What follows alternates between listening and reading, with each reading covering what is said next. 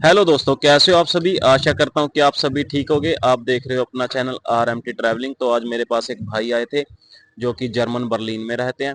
तो आज इनसे पूछते हैं कि जर्मन की लाइफ कैसी है और वहां पे आप आसानी से वर्क के लिए कैसे जा सकते हो, स्टडी वीजा कैसे अप्लाई कर सकते हो, कितना खर्चा आता है।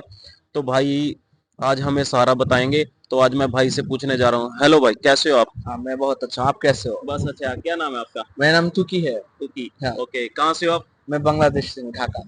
ओके, ढाका से। तो आप जर्मन कैसे गए।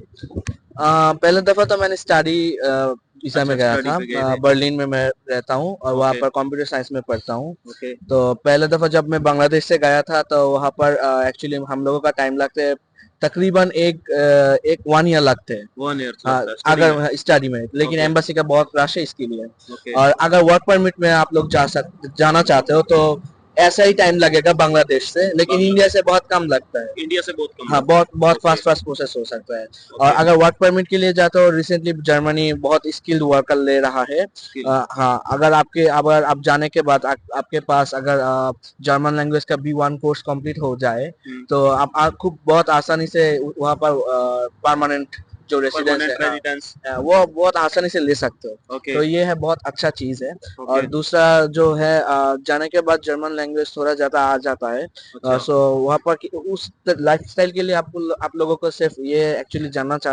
ये जानना जरूरी है कि बेसिक जर्मन लैंग्वेज क्या है। ओके। तो अगर हो जाए तो वहाँ पर मोर इंटरेस्टिंग थिंग है कि वहाँ पर कोई इंग्लिश वर्ड मेट्रो और ट्राम स्टेशन और बस स्टेशन में कोई इंग्लिश वर्ड नहीं है। ओके। सब है सिर्फ जर्मन वर्ड। ओके। ठीक है। ओके। तो ओके। एक्चुअली ये है एक्चुअली चीज है। ओके। बेसिकली मैं अगर जो जो लोग जर्मनी में जाना चाहते हो तो पहले दफा मैं ये कहूंगा कि बहुत स्किल वर्कर ले रहा है, ट्राई कर सकते हो आप लोग। ओके। रिसेंटली स्टडी वीजा में बहुत ज्यादा आसानी हो गया और खर्चा भी बहुत कम है। As you know that government Germany जो एजुकेशन है वो गवर्नमेंट बहुत ज्यादा कैरी करते हैं। हम लोग जो सेल्फ फंडेड स्टूडेंट वो भी बहुत कम खर्चा करते हैं स्टडी पर्पस के लिए, गवर्नमेंट ही ज्यादा खर्चा करता ओके। है। So that's why I think that you have to take the chance. Okay भाई, मैं एक और बात पूछना चाहता हूँ आपसे कि जर्मन किस तरह के स्किल वर्कर हायर करना चाहता है। जो मतलब कि क्या स्किल, आईटी वगैरह, इसके बारे में आप क्या बोलो, क्या क्या उनको चाहिए जर्मन में। बेसिकली जर्मन आईटी सेक्टर में बहुत ज्यादा स्ट्रांग हो रहा है। ओके। तो वहाँ पर बहुत ज्यादा स्किल वर्कर आईटी सेक्टर में ले रहा है। ओके। और सेकेंड ऑफ ऑल अगर कोई फिजिकल वर्क की बात करो तो वहाँ पर कंस्ट्रक्शन है, कुछ होटल कैटरिंग है, बार्बरिंग है। बेसिकली बार्बरिंग जर्मनी में बहुत मशहूर है और बहुत ओके। एक्सपेंसिव एक जॉब है। So if you want to go over there, so I think that if you have the basic knowledge of some work, if anything that is, okay. so I think that you have to apply, and who knows that your luck will work. Okay. तो अगर मैं जो हमारे भाई बांग्लादेश से देख रहे हैं, इंडिया से देख रहे हैं, नेपाल से देख रहे हैं, पाकिस्तान से देख रहे हैं, अगर वो जर्मन जाना चाहते हैं तो वह कैसे जा सकते हैं। स्टडी वीजे पे उनको ज्यादा इजीली रहेगा या फिर वर्क परमिट में ज्यादा इजीली रहेगा ना। अगर कोई इरादा रखते हैं कि स्टडी में जाना चाहते हो, basically you know that you have an age limitation. Okay. ठीक है। तो in that case I think study में जाना ही बहुत अच्छा है। वहाँ पर स्टडी भी कर सकते हो। अगर एक बाहर बाहर का जो ग्रेजुएशन है और जो डिग्री है उसका एक वैल्यू है। ओके। हम वापस इंडिया में, पाकिस्तान में और बांग्लादेश में, साउथ एशिया की जितनी कंट्री है वहाँ पर एक वैल्यू है। So I think that student visa जाने के बाद निजी खुद इनकम कर सकते हो और वापस फैमिली में बहुत ज्यादा सपोर्ट कर सकते हो। तो आई think that that's the best thing.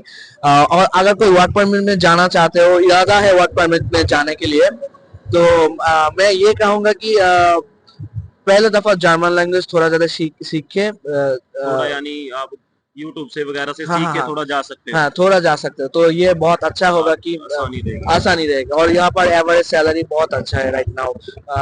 1800 2000 is average salary. तो सो वहां पे पर हाउस के मतलब कि 1 घंटे का कितना सैलरी मिल जाता है।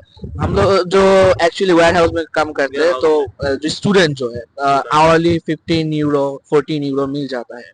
सो ये एक्चुअली कंपैरेटिवली बहुत बहुत ज्यादा है यूरोपियन जो कंट्रीज है। अमेजोन की वेयर हाउस बहुत मशहूर है स्टूडेंट मशहूर के है। लिए। ओके।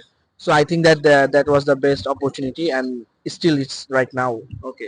वैसे मान लो अगर हम रेगुलर काम करें वहां पे, मान लो 30 दिन तो खैर नहीं हम काम कर सकते, अगर रेगुलर 20 दिन भी हम काम करें तो हम मान लो कितना अर्न कर सकते हैं, कितना यूरो बना सकते हैं उधर।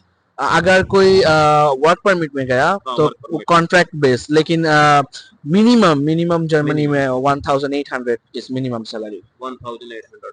तो भाई कुछ मान लो स्किल वर्कर हैं जो वो बनाते हैं उधर 3000 यूरो, 3000 यूरो, 2000 यूरो, ऐसा भी कुछ है? हाँ हाँ, ऐसा भी कुछ है। अगर वहाँ पर कोई फूड डिलीवरी की काम करे, उसकी अच्छा, फूड साथ साथ उबर में उबर में काम करे, तो वहाँ पर बहुत ज्यादा पैसा है। बहुत ज्यादा ठीक है, पैसा है। हाँ, कंपैरेटिवली यहाँ पर फूड डिलीवरी का ऑप्शन बहुत ज्यादा है। और as you know that summer में जर्मनी का बहुत रश रहता है, बहुत rush.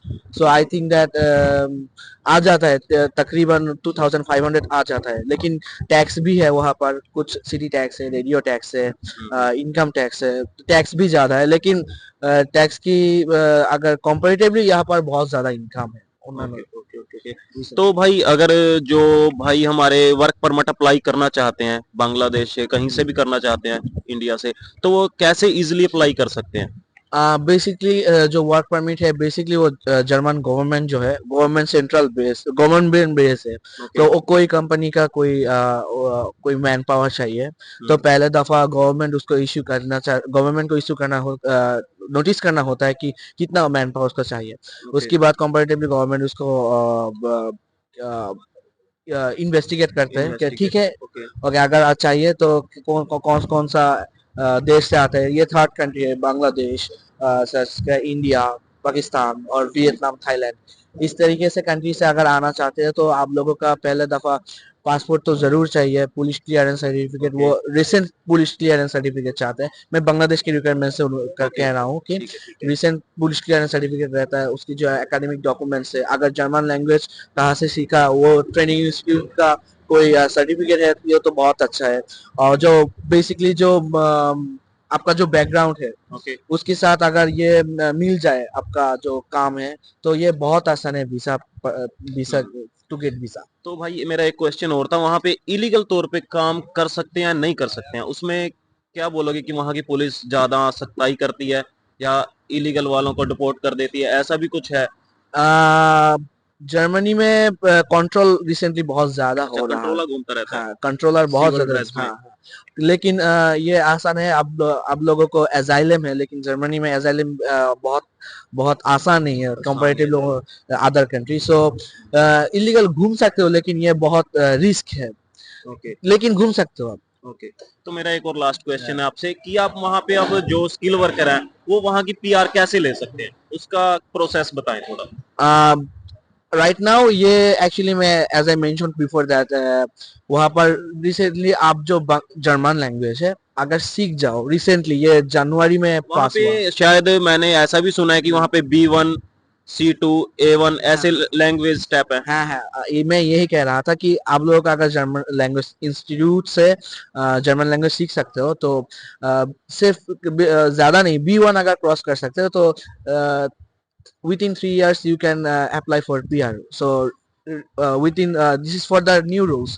So I okay think that ये बहुत आसान है to get PR right now, लेकिन उतना आसान नहीं है। अगर जर्मन लैंग्वेज बहुत ज्यादा बहुत हार्ड है।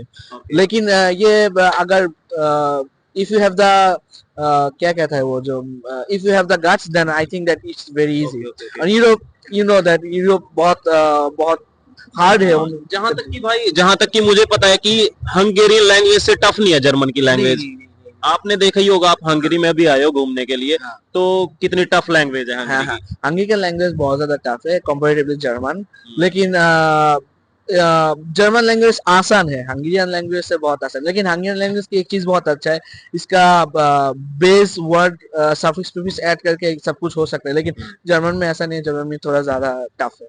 तो जैसे आप बुदापेस्ट में घूमने के लिए आए हो, तो बुदापेस्ट के मुकाबले जर्मन कैसा है, ये भी थोड़ा बताएं। बुदापेस्ट अच्छा है, ठीक है, बुदापेस्ट बहुत अच्छा है, प्यारा है, लेकिन जर्मन भी अच्छा है। लेकिन central European country comparatively Austria की वियना और बुदापेस्ट बहुत अच्छा है, बहुत हम्म। अच्छा है। तो मैंने सुना है कि जर्मन का जो बर्लिन शहर है जहाँ पे आप रहते हो वो बहुत फेमस है और बहुत अच्छा भी है। हाँ, वहाँ पर एक बहुत फेमस प्लेस है, Berlin gate. Berlin gate. Berlin gate, अगर कोई बर्लिन आ जाए तो मैं कहूंगा कि बर्लिन गेट आके घूम जाए। ओके भाई। तो आपके पास कोई कार्ड भी होगा जर्मन का, क्या आप हमें दिखा सकते हैं वो? हाँ, मेरे पास अब तक कुछ नहीं है, लेकिन मेरे पास एक चीज है, मैं आपको दिखा सकता हूँ। जो भाई देखेंगे उनको भी पता हो कि हाँ जर्मन का, आपके पास वो रियल कार्ड नहीं है? नहीं, रियल कार्ड दिल में लगता है। ठीक है, चलो कोई आप प्रॉब्लम नहीं। फोन में दिखा हाँ सकते हाँ, हो। मैं फोन में भी कर सकता हूँ। भाई हमें दिखा रहे हैं जो उनके पास मतलब कि जो जर्मन का रेजिडेंस परमिट है, वर्क परमिट है, वो भाई हमें दिखा रहे हैं। तो भाई भी वहां पे पहले स्टडी में गए थे, तो भाई ने वहां पे जाके अप्लाई किया। ठीक है, स्टडी के बाद इन्होंने वर्क में कन्वर्ट किया, तो भाई को वेयर हाउस में जॉब मिल गई।